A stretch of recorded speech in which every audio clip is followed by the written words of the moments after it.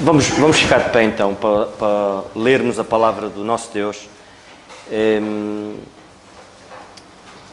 E desde já um abraço muito grande, muito forte mesmo ao nosso irmão Alberto, o Cristóvão, o Eloy, a Graciela, a Leila, os filhos do nosso irmão Cristóvão, o filho do Eloy, os guerreiros ali, o Aguinaldo, o Fábio, o Alex, a todos eles, um forte abraço. E o Benjamin, está aqui o nosso irmão Carlos a lembrar-me do Benjamin, não é o paizinho, é o avôquinho também. O avôquinho tem uma Bíblia para ele em Luanda, também já está à espera da viagem para o Lubango. Mas vamos então, vamos ler a palavra do nosso Deus. Temos estado a estudar então a carta aos Colossenses, estamos no início do capítulo 2 e a palavra de Deus diz-nos assim: porque quero que saibais quão grande combate tenho por vós, pelos que estão em Laodiceia e por quantos não viram o meu rosto em carne, para que os seus corações sejam consolados e estejam unidos em amor e enriquecidos da plenitude da inteligência, para o conhecimento do mistério de Deus, Cristo, em quem estão escondidos todos os tesouros da sabedoria e da ciência. E digo isto para que ninguém vos engane com palavras persuasivas, porque ainda que esteja ausente, quanto ao corpo, contudo, em espírito estou convosco, regozijando-me e vendo a vossa ordem e firmeza da vossa fé em Cristo. Como, pois, recebestes o Senhor Jesus Cristo, assim também andai nele, arraigados e sobreedificados nele, e confirmados na fé, assim como fostes ensinados, abundando em ação de graças, tendo cuidado para que ninguém vos faça presa sua por meio de filosofias e vãs subtilezas, segundo a tradição dos homens, segundo os rudimentos do mundo, e não segundo Cristo, porque nele habita corporalmente toda a plenitude da divindade, e estáis perfeitos nele, que é a cabeça de todo o principado e potestade, no qual também estáis circuncidados com a circuncisão não feita por mão, no despojo do corpo da carne, a circuncisão de Cristo, sepultados com ele no batismo, nele também ressuscitaste pela fé no poder de Deus, que ressuscitou dos mortos. E quando vós estáveis mortos nos pecados, e na incircuncisão da vossa carne, vos vivificou juntamente com ele, perdoando-vos todas as ofensas, havendo riscado a cédula que era contra nós, nas suas ordenanças, a qual de alguma maneira nos era contrária, e a tirou do meio de nós, cravando-a na cruz. E despojando os principados e potestades, os pôs publicamente, e deles triunfou em si mesmo. Portanto, ninguém vos julgue pelo comer, ou pelo beber, ou por causa dos dias de festas, ou da lua nova, ou dos sábados, que são sombra das coisas futuras, mas o corpo é de Cristo. Ninguém vos domina seu belo prazer com pretexto de humildade e culto dos anjos, metendo-se em coisas que não viu, estando em debalde inchado na sua carnal compreensão, e não ligado à cabeça, da qual todo o corpo, provido e organizado, pelas juntas e ligaduras, vai crescendo em aumento de Deus. Se, pois, estáis mortos com Cristo, quanto aos rudimentos do mundo, porque vos carregam ainda de ordenanças como vivesseis no mundo, tais como: não toques, não proves, não manuseis, as quais coisas todas perecem pelo uso segundo os preceitos e doutrinas dos homens, as quais têm, na verdade, alguma aparência de sabedoria, em devoção voluntária, humildade e em disciplina do corpo, mas não são de valor algum, senão para a satisfação da carne. Foi a leitura da palavra de Deus. Podemos nos sentar, irmãos. Vamos então passar ao nosso irmão Alberto. Vamos ouvir o nosso irmão Alberto. E desde já um forte abraço para ele. Graças a Deus por mais esse estudo bíblico e por cada irmão que se interessa em adorar ao Senhor através das Escrituras. Permitam-me comentar e partilhar um pequeno pensamento em Colossenses 2, no verso 4, que lemos assim: e digo isso para que ninguém vos engane com palavras persuasivas.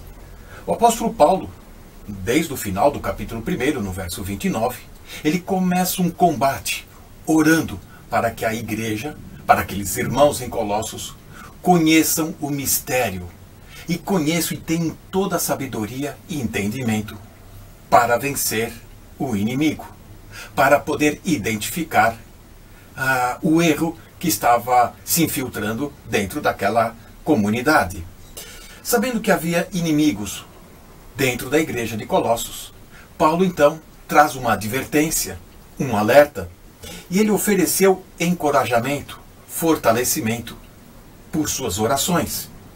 Se os colossenses dessem ouvidos às advertências e ensino do apóstolo Paulo, sim, eles poderiam vencer o inimigo, e que também, ainda hoje, permanece rodeando e se infiltrando dentro das igrejas. Por isso, o alerta, a advertência.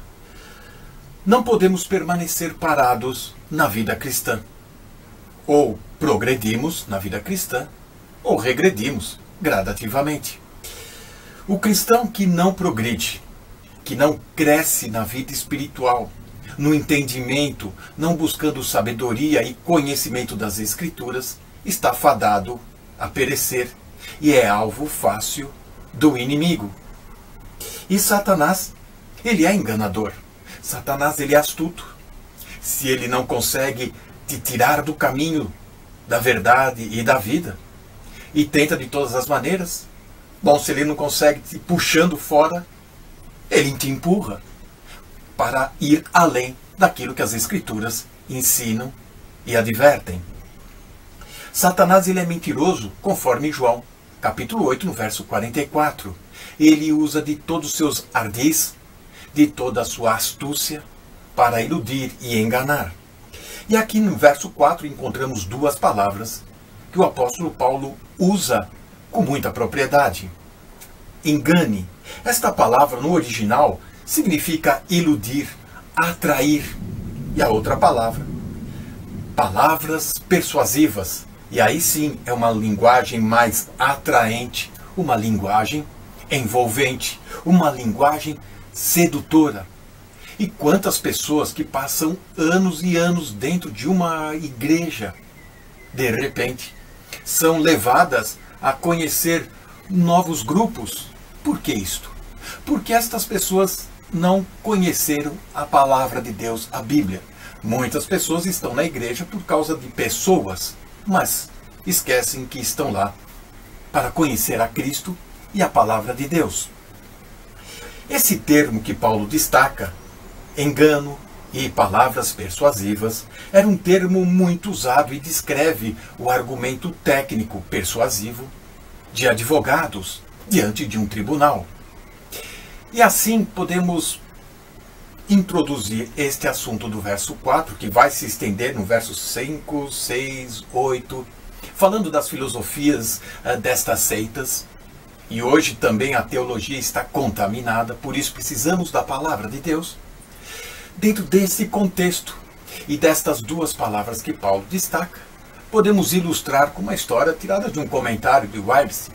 E ele diz assim: um pastor que tinha uma escola ao lado da sua igreja estava muito preocupado, pois o comércio ilícito na rua daquela escola começou a crescer assustadoramente e atraindo seus alunos com lojas de bebidas, lojas de jogos, jogos de azar, de sorteios e outros comércios ilícitos.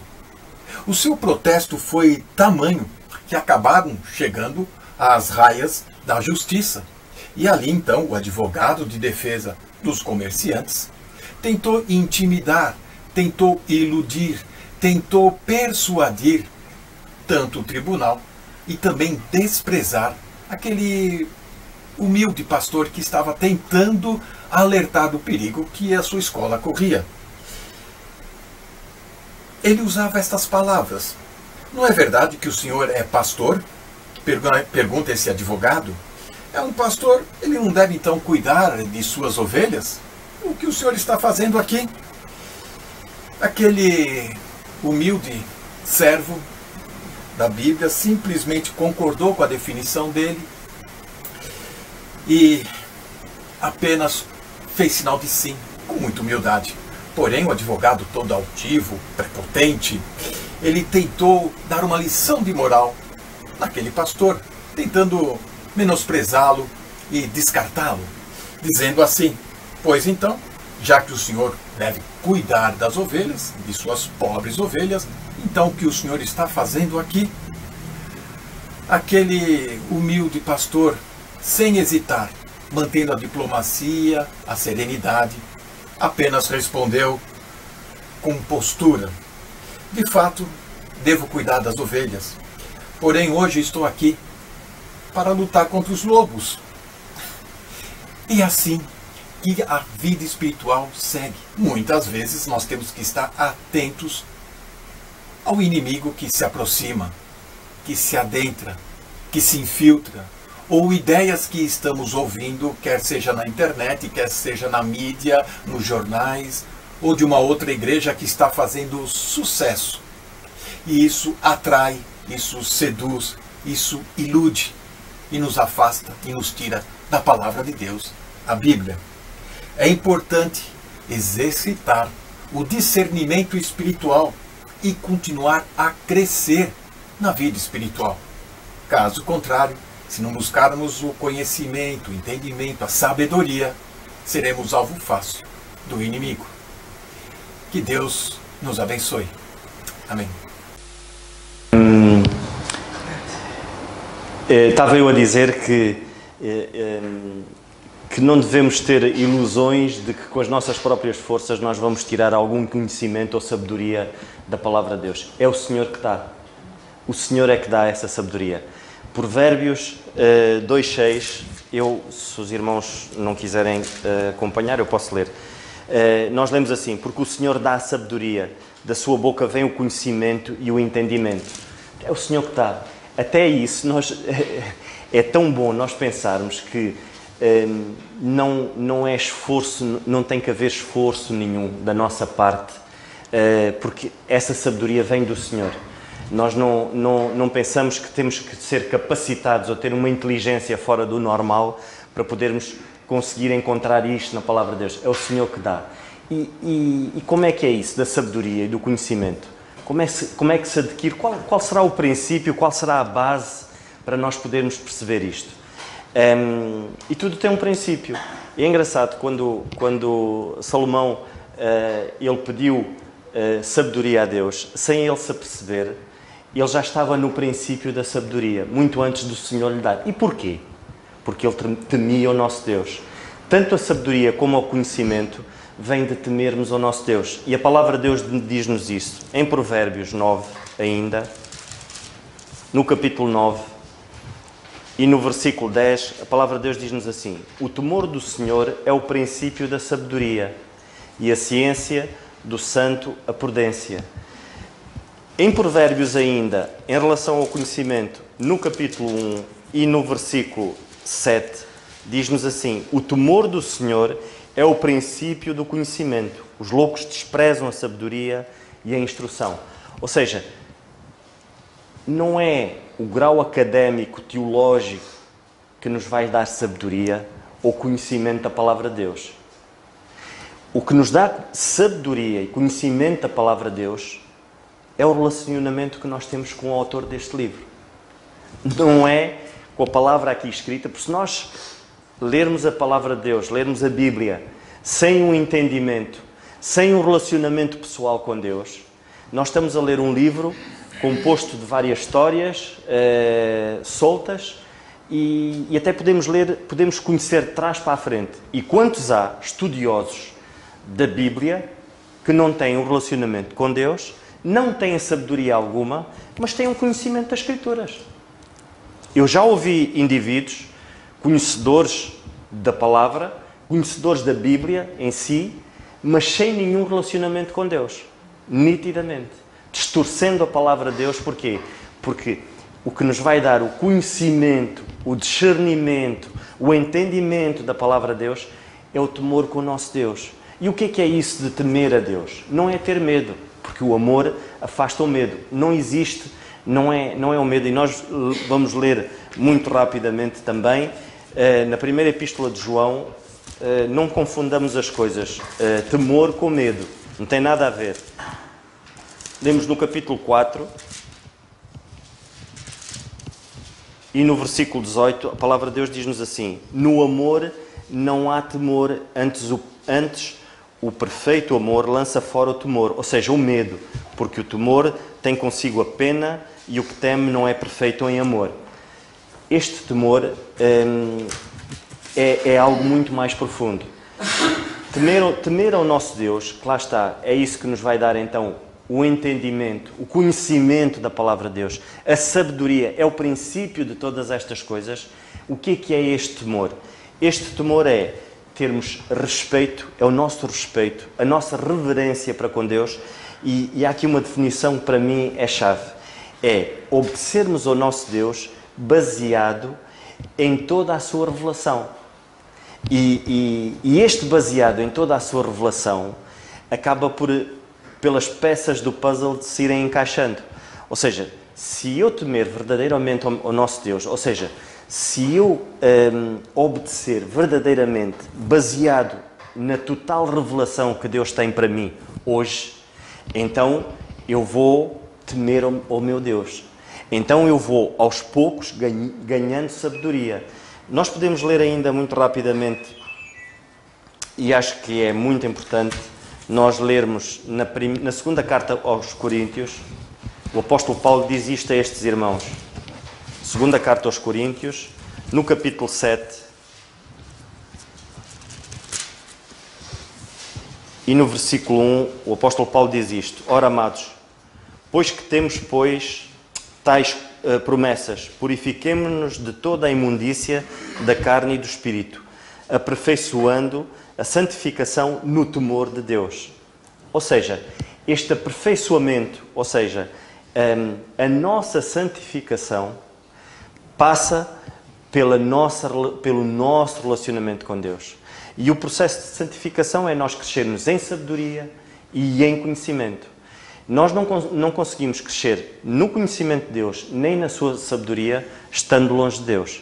Estando longe, e nós vemos a preocupação do apóstolo Paulo com estes irmãos em Colossos, em ele dizer: vocês não se deixem levar pelas filosofias humanas, porque de nada têm proveito, senão pela sua própria satisfação em si, carnal, não para o vosso crescimento espiritual.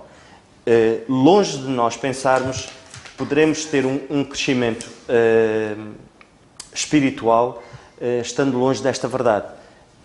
Ela é simples. Tememos verdadeiramente ao nosso Deus, levamos uma vida de reverência ao nosso Deus. Qual é o meu relacionamento diário com Deus? Não pensemos que é ao domingo ou à quarta-feira aqui, que eu chego aqui e ouço com atenção, mas depois eu durante a semana faço ouvidos de mercador aquilo que o Senhor me alerta. O meu relacionamento com Deus, o meu temor ao Senhor é 24/24. E é aí que o Senhor vai me munindo de sabedoria e de conhecimento através da sua palavra. Que o Senhor nos ajude, irmãos. Pensemos verdadeiramente nisso. É simples, tem um princípio, e é o relacionamento pessoal com Deus. Que o Senhor nos ajude.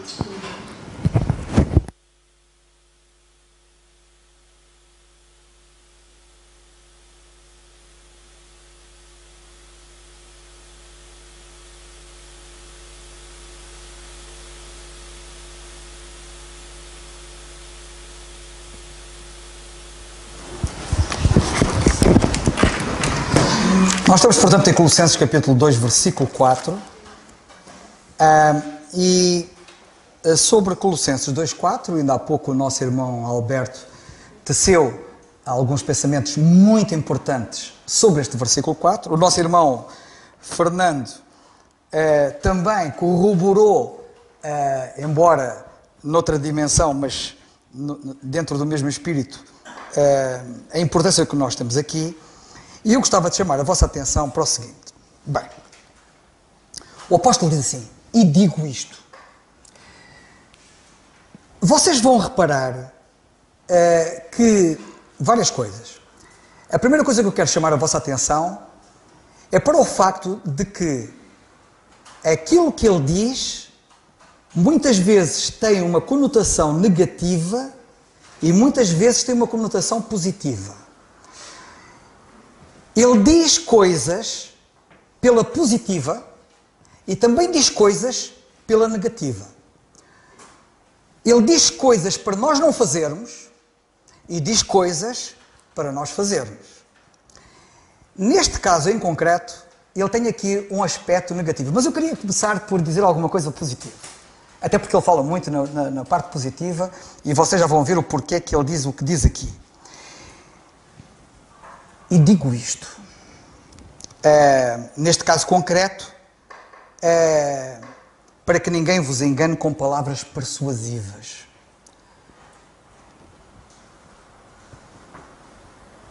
A ignorância, a falta de conhecimento é que conduz ao engano. E, portanto, ele, no fundo, está aqui a mostrar a importância de nós conhecermos, de nós sabermos. E por isso é que ele diz, digo isto. Ele está a dizer algo para eles saberem. E o que ele diz é o que está dos versículos anteriores, e já lá vou fazer a ligação.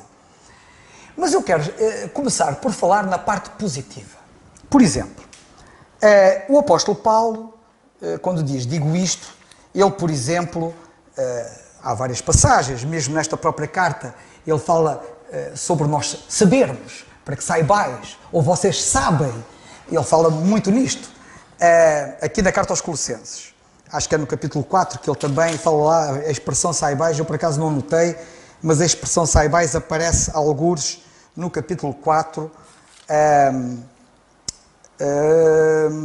não vou agora perder tempo, mas a expressão saibais, a palavra saibais aparece no capítulo 4. Não vou perder tempo agora com isso. Mas, por exemplo, quando ele escreve a carta aos Coríntios, na primeira carta, no capítulo 11, versículo 13, ele diz, quero que saibais que Cristo é a cabeça. Quero que saibais que Cristo é a cabeça.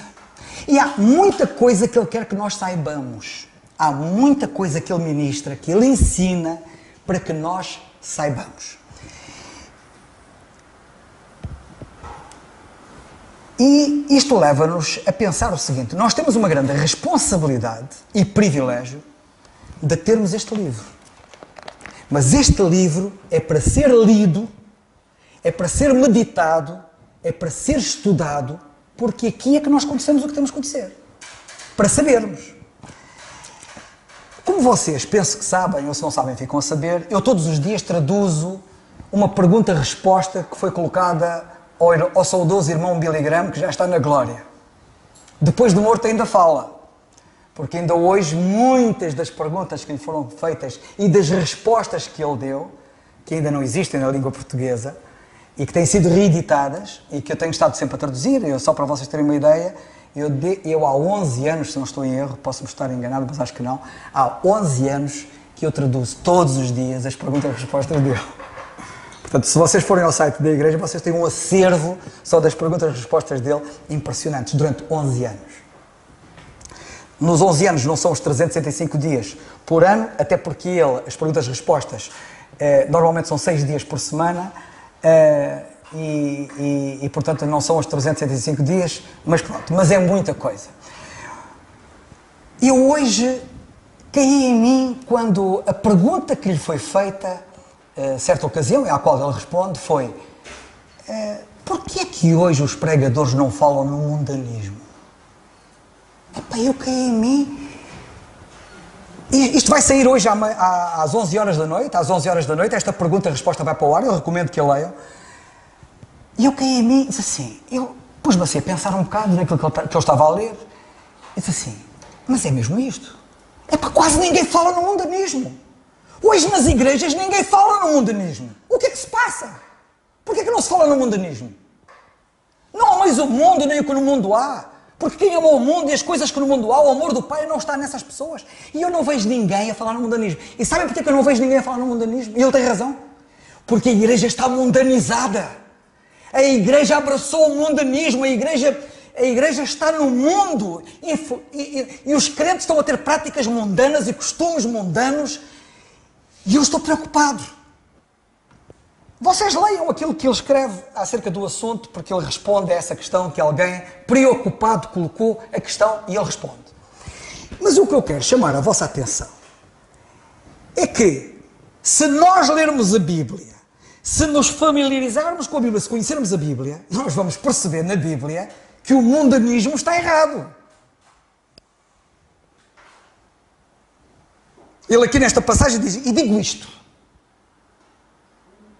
Eu até podia acrescentar as muitas coisas que ele poderia dizer, das muitas coisas que ele diz nos seus escritos.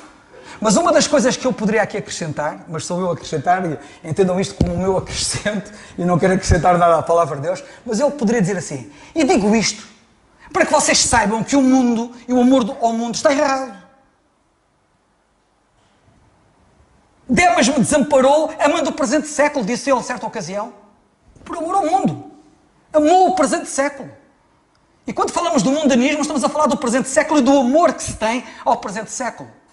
Vejo pessoas a divertirem-se, a gastarem tempo, a gastarem energia, a dedicarem-se a coisas, a prazeres desta vida, a divertimentos desta vida, a entretenimentos desta vida, e passam ali horas e horas e horas. Houve alguém que esta semana ali no Facebook dizendo qualquer coisa de alguém que estava numa dessas de entretenimento a dizer assim, olha, não achas que é tempo a mais para entretenimento? Quer dizer, a pessoa já dizia assim, epá, se fosse só um bocadinho, ainda há coisa, mas não achas que é tempo a mais? Isto não tem nada a ver com o que estamos a ler, mas tem a ver. Pela positiva. Nós precisamos de ler a Bíblia, nos familiarizarmos com a Bíblia, estudarmos a Bíblia, para sabermos muita coisa que vamos passar ao lado por ignorância. E depois ouço pessoas a dizerem assim, mas que mal tem eu fazer isto, que mal tem eu fazer aquilo, que mal tem. Pá, eu quase que me apetecia dizer assim, estão diariamente a passarem para a eternidade milhares e milhares de almas sem Cristo, sem a salvação. A igreja está cheia de necessidades. Há tanta coisa para nós fazermos, tanta coisa para corrermos, tanta coisa para ajudarmos. Os ceifeiros são poucos, os obreiros são poucos. E ainda te dás ao luxo de perderes tempo de não sei quantas horas a divertir-te, a olhar não sei para quê, para nada. Espremido dá zero.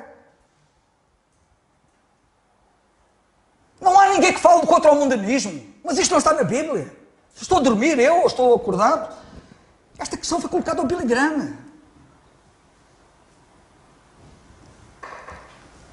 E eu, muito rapidamente, porque não quero tomar muito tempo, quero-vos dizer o seguinte. Os erros que existem no mundo são muitos. As falsas doutrinas que existem no mundo são muitas.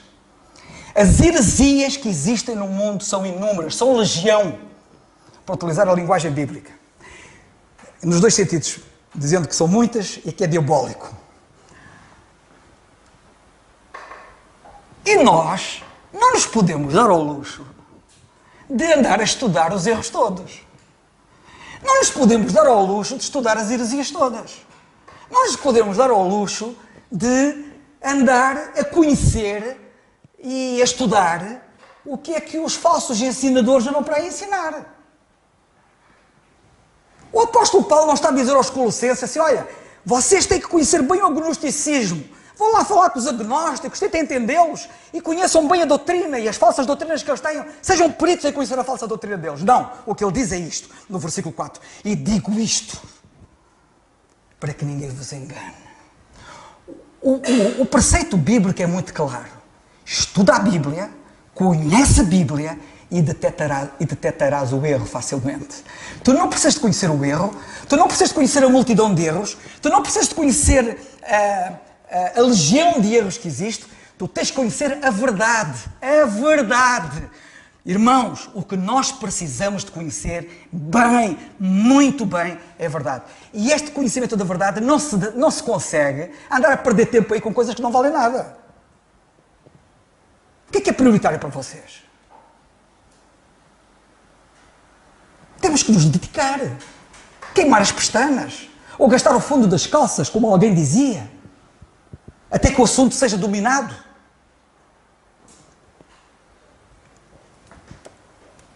Nós não precisamos de saber todos os erros do mormonismo, não precisamos saber todos os erros do catolicismo, não precisamos saber todos os erros do adventismo, não precisamos saber todos os erros do jeovismo, não precisamos saber todos os erros de todos os ismos que por aí andam. Nós precisamos de conhecer a verdade. E há um versículo na Bíblia que todos nós o conhecemos, mas vamos lê-lo, que é para lermos com propriedade. Em João, no capítulo 8, para vermos o contexto em que isto aparece, se calhar este versículo vai ter nesta relação outro sabor. Porque muitas vezes é utilizado, citado, noutro contexto, que não este que eu estou a dizer, mas o Senhor Jesus Cristo, quando o proferiu, ele disse isto. Capítulo 8 de João, ele disse assim no versículo 31. Jesus dizia, pois, aos judeus que criam nele: se vós permanecerdes na minha palavra, permanecer na palavra, sabem o que é? É estar sempre nela. Sempre ali, zin. Não é ir lá agora e só daqui a 8 dias é que vou pegar nela. Não é ir lá agora e não sei quando. Se permanecerdes na minha palavra, verdadeiramente sereis meus discípulos. E olhem agora a seguir, porque é neste contexto que isto é dito. E conhecereis a verdade. Se permanecermos na palavra, vamos conhecer a verdade. E a verdade liberta-nos. O conhecer a verdade que nos liberta está relacionado com a palavra. Com o permanecer na palavra. Com o conhecer a palavra. E por isso é que o apóstolo diz aqui no capítulo 2, versículo 4, digo isto, para que ninguém vos engane. Quem conhecer o que o apóstolo diz, não é enganado. Não pode ser enganado. E portanto eu queria chamar a vossa atenção para isto.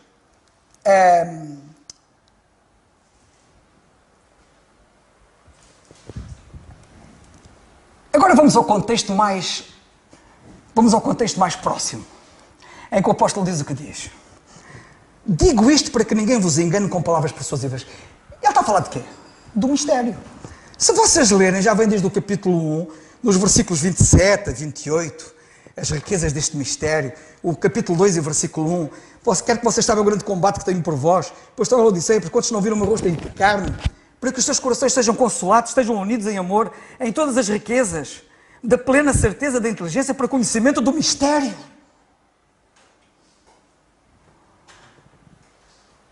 E digo isto, para que ninguém vos engane, com palavras persuasivas.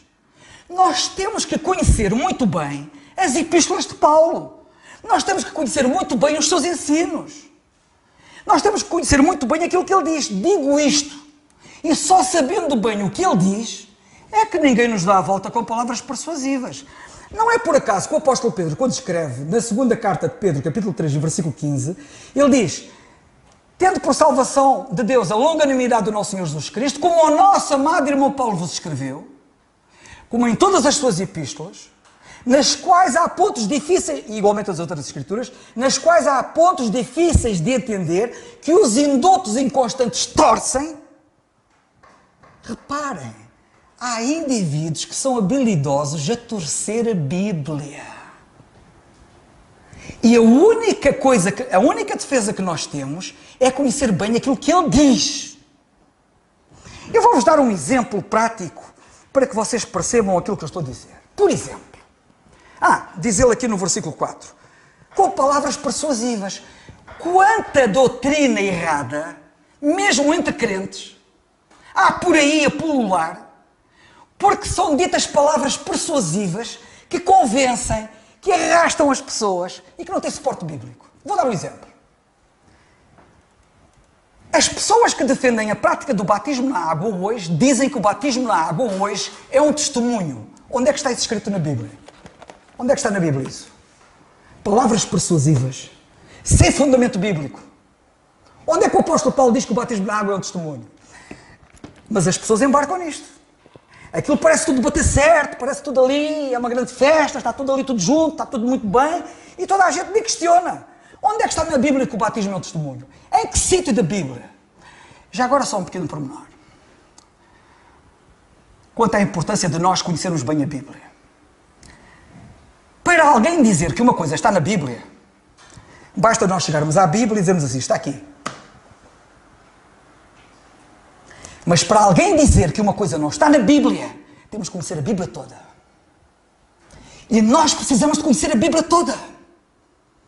E nós só conhecemos a Bíblia toda se estivermos familiarizados com a Bíblia, se a lermos, se a meditarmos, se a estudarmos. Nós temos esta necessidade, irmãos. Mas as pessoas que dizem o que dizem, além daquilo não ter base bíblica, as pessoas nem pensam que aquilo não tem sentido.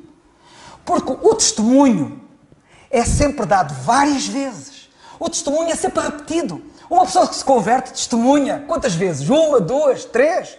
Só uma vez? Ou testemunha quantas as vezes forem necessárias? E ser minhas testemunhas em Samaria, Jerusalém, Samaria, até os confins da terra, só para pegar num versículo da Bíblia sobre o testemunho e a divulgação do testemunho, o espalhar o testemunho e a repetição do testemunho por toda a parte. Agora dizem que o batismo é um testemunho e depois só o batizam uma vez? Para dar o testemunho a toda a gente o que é que Cristo fez na minha vida e só faz isso uma vez? Então a vida dá sempre a ser batizado. Mas na Bíblia não existe batismo como testemunho. Não existe. Não está. Eu, para dizer isso, tenho que conhecer a Bíblia. Isto é apenas um exemplo típico que eu quero dar quando o apóstolo diz: digo isto para que ninguém vos engane.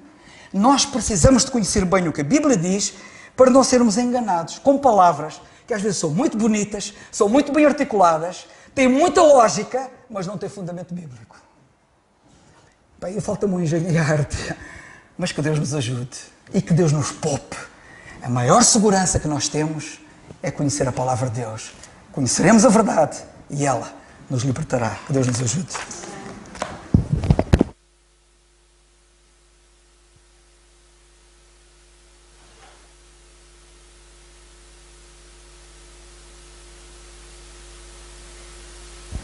Não sei se algum irmão quer partilhar connosco.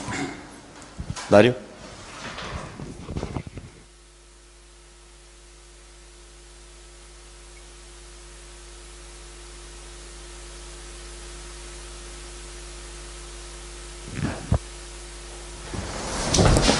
Muito bem. Graças a Deus e boa noite a todos. Eu só vou dar um pequeno pensamento também. Basicamente o que ouvimos até aqui, e é importante nós percebermos e olharmos desde o versículo 4 e até começarmos a subir, porque Paulo basicamente diz que ele disse tudo aquilo, e se vocês não querem ser enganados, nós temos de ter o conhecimento, e o conhecimento pleno, do mistério de Deus e Pai e de Cristo. Nós só não somos enganados se nós tivermos conhecimento. Se eu, por exemplo, o carro parar por falta de combustível e vier alguém vender-me uma bateria, se eu meter e trocar de bateria e tentar meter o carro a funcionar, ele não vai funcionar. Não vai ligar porque falta-lhe combustível. E isso, ou seja, eu posso ser enganado facilmente por alguém. Dizer, olha, o que tu precisas é de uma bateria nova, quando na verdade eu preciso de combustível. E nós somos enganados por falta de conhecimento. Muito resumidamente é o que Paulo está-nos a dizer aqui. Nós precisamos ter o conhecimento pleno acerca de Deus e de Cristo e da sua palavra. O pensamento curto que eu queria deixar era...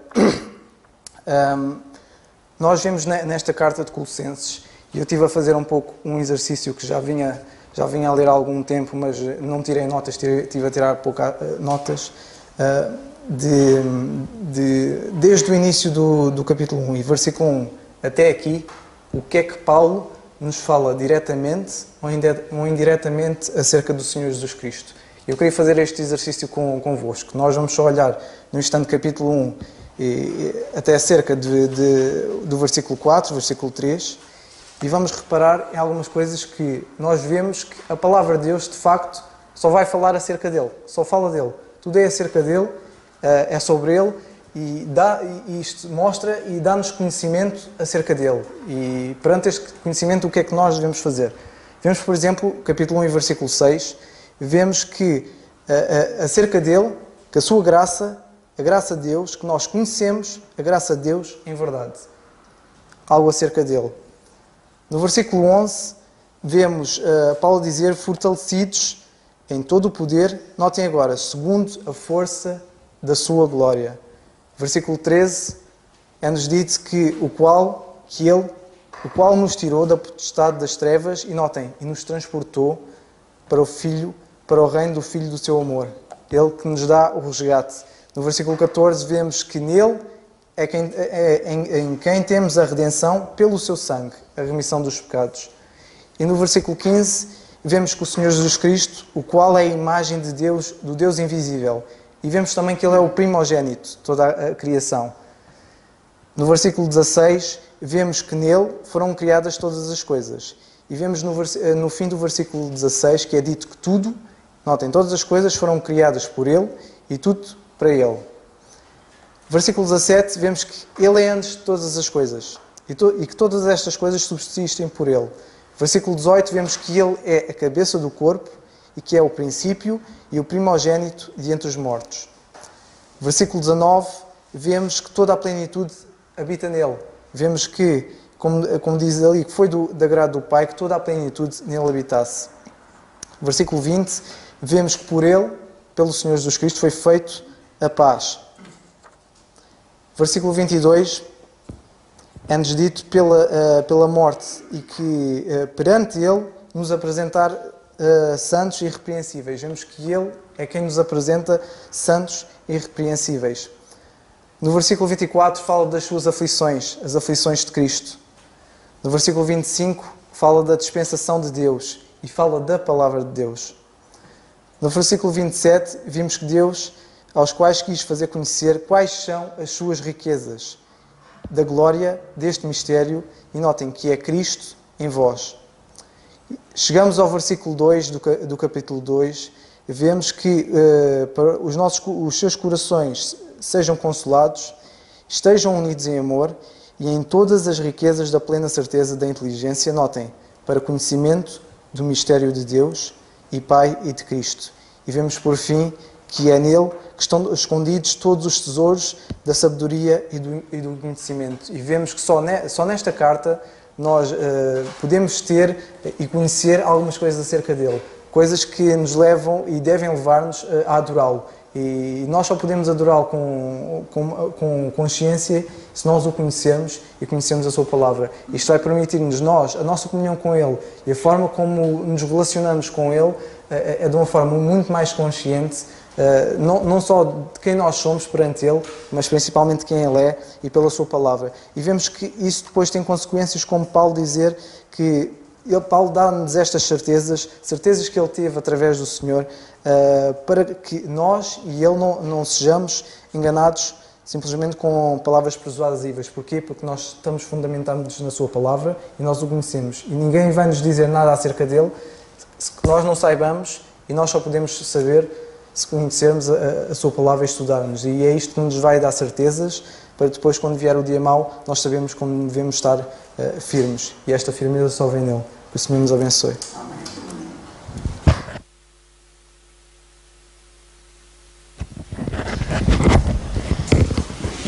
Que o Senhor nos ajude e nos possa abrir o entendimento. Vamos ficar de pé, irmãos, e vamos terminar com a oração. Eu queria pedir ao nosso irmão Zé de Carvalho para terminar com a oração, faz favor.